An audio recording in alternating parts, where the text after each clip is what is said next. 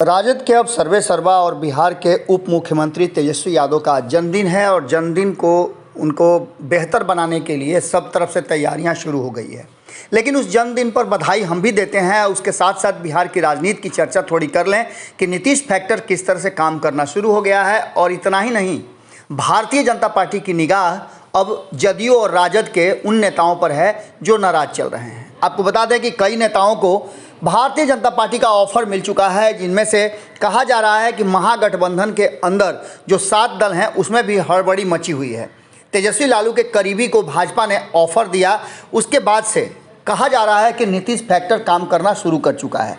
नीतीश कुमार सबसे पहले जब कहीं भी किसी भी गठबंधन में शामिल होते हैं तो सबसे पहले वो अपने विरोधियों को, या कहा जाए जो उनके कार्यों पर नज़र रखता है, नुक्ताचीनी करता है, सबसे पहला हमला उनका उसी पर होता है। और यदि उनके गठबंधन के साथी इस पर अमल नहीं करते हैं या उनकी बात सुन करके उनको बाहर का रास्ता नहीं दिखाते हैं तो कहीं ना कहीं नीतीश कुमार उन्हें सत्ता से बाहर होने का कहा जाता है कि डर दिखाना शुरू कर देते हैं। बिल्कुल इसी अंदाज में आपको याद होगा कि 2017 में किस तरह से उन्होंने तेजस्वी यादव को फैक्टर बना करके और लालू प्रसाद को कहीं ना कहीं परेशान किया था। और लालू प्रसाद जब नहीं माने तो अंततः नीतीश कुमार एनडीए में चले गए थे। जब एनडीए में आए तो उसी तरह से जो लोग उनके विरोध में खड़े थे और उनके कार्यों को लेकर के नुक्ताचीनी कर रहे थे, उन लोगों को भारतीय जनता पार्टी के खेमे से एनडीए से बाहर करवा दिया, जिसमें जीतन राम मांझी,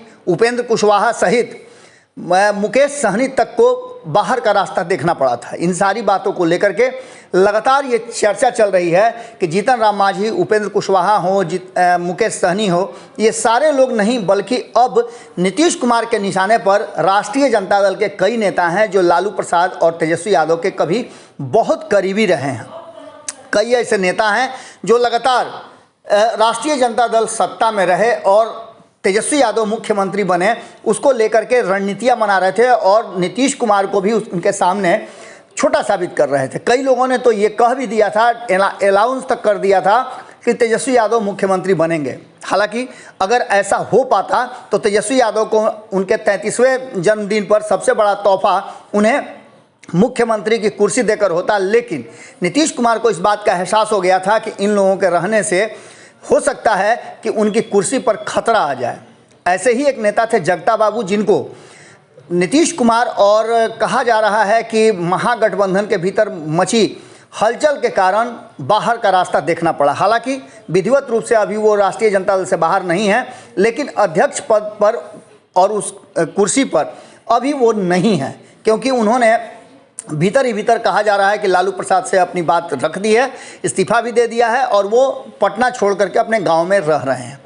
इस बीच में कई लोग उनको मनाने गए, लेकिन वो आना अब नहीं चाहते हैं। आपको याद होगा कि सबसे पहला बयान उनका जो आया था वो अंतिम बयान था पार्टी की तरफ से। उन्होंने कहा था कि इस साल 2022 ख़त्म होते ही तेजस्वी यादव मुख्यमंत्री की कुर्सी पर विराजमान होंगे। इसके लिए सारी तैयारियां पूरी कर ली गई है और ये बयान उनके लिए बहुत घातक साबित हुआ और उन्हें बाहर का रास्ता देखना पड़ा। जबकि आपको याद होगा कि इस बयान के बाद राष्ट्रीय जनता दल में एक फरमान जारी हुआ था और वो भी जारी करने वाले जगता बाबू ही थे, जिन्होंने ये फरमान जारी किया था कि महागठबंधन और सरकार के बीच में कोई भी बयान मान्य नहीं होगा, एकमात्र बयान देने के लिए अधिकृत तेजस्वी यादव होंगे। इसके साथ और बहुत सारी बातें हुई, यहाँ तक कि पार्टी के निशान और कमान दोनों को तेजस्वी यादव को सौंप दिया गया, संवैधानिक रूप से परिवर्तन भी कर दिया गया।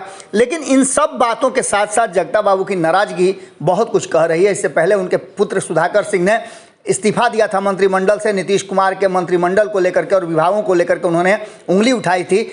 ये बातें अब तब भी साबित हो रही हैं जब जनता दरबार में हर सोमवार को मुख्यमंत्री बैठते हैं तो अधिकांश जो लोगों के शिकायत आते हैं वो उनके जो ब्यूरोक्रेट्स हैं उनको लेकर के आते हैं कि वो उनके साथ नाजायज़ कर रहे हैं और चरम पर है भ्रष्टाचार। इन सारी बातों को लेकर के अब जबकि जगता बाबू ने फैसला कर लिया है कि वो वापसी नहीं करेंगे, तो भारतीय जनता पार्टी ने उन्हें ऑफर दे करके पूरे राष्ट्रीय जनता दल में खलबली मचा दी है।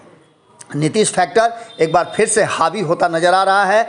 नीतीश कुमार जिस तरह से 2015, 2020, 2017 और अब 2022 में एक्शन में आ गए हैं, चुपचाप वो ऐसा काम कर देते हैं जिसको लेकर के सामने वाला धराशायी हो जाता है। और यही कारण है कि भारतीय जनता पार्टी को लग रहा है कि उसे कुछ ऐसे लोगों की ज़रूरत है जो नीतीश कुमार को सीधा टक्कर दे सके।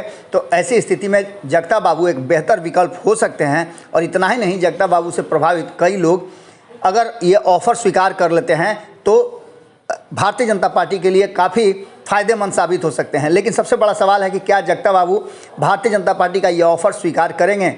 विजय कुमार सिन्हा ने उन्हें ऑफ़र दिया है और ये ऑफ़र कोई पहली बार नहीं है, इससे पहले भी कई नेताओं ने जगता बाबू को भाजपा में मान सम्मान के साथ आने की बात कही है। अब देखने वाली बात होगी कि इसके बाद तेजस्वी यादव क्या एक्शन लेते हैं और महागठबंधन के भीतर जो जगता बाबू ने अंतिम अपना बयान दिया था तेजस्वी यादव को मुख्यमंत्री बनाने वाला, वो कितना सफल हो पाता है। जुड़े रहिए भारत लाइव के साथ।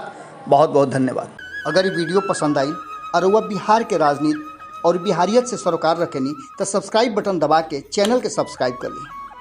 ओजे एगो घंटी बा, ओकरा बटन दबा देला से कुल सटीक और मारक खबर रुआ मुफ्त में मिल जाई। अगर रुआ पत्रकारिता के हमनी के नया प्रयोग में सहयोग कर चाहतानी तो ज्वाइन बटन दबा दी। पेटीएम नंबर नोट कर ली 9386816700।